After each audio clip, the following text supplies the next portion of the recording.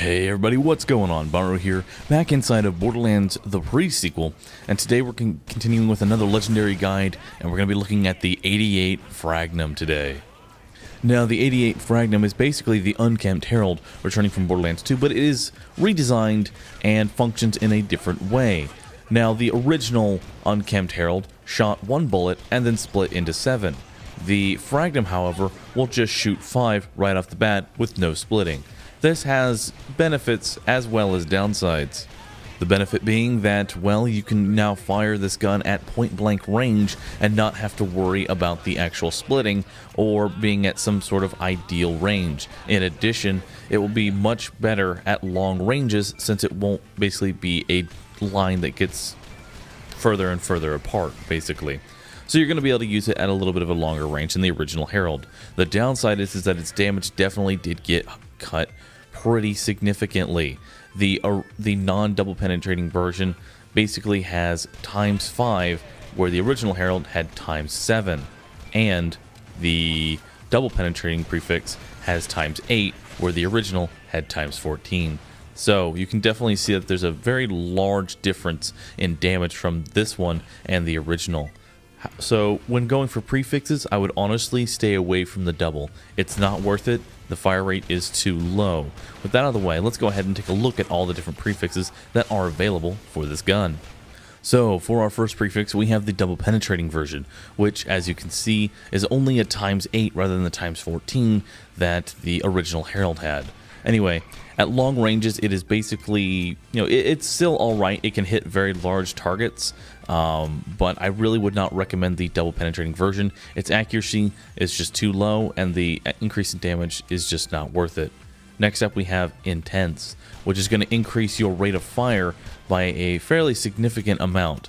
So I'm either going to go with this one, the rate of fire increase, or the damage one, if we're going to go for perfect heralds. Next up, we have the Bayonet Herald, which is just like every other bayonet attachment, of 50% increase to your melee. And since this gun can be fired at point-blank range now, is not necessarily a bad thing. Now, the next prefix that I would actually use is Hard, which is going to increase your damage. You can see it's 1500 there ×5. So out of all of them, I would probably go with either Intense or Hard when looking for a specific one.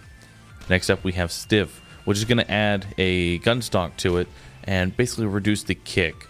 Now, this gun doesn't really kick too badly. It's more of its accuracy that gets affected than anything else. And to help with that, we have Explicit. Explicit will increase the accuracy, and you can definitely see here, even at long ranges, you're going to be able to get all the pellets onto your target. And then finally, we have Crammed. Crammed is going to just increase your magazine size. So if you're going to go long range, go Explicit. If you want pure DPS, I would honestly go either Intense or I would go Hard. Either of those two prefixes will be fine.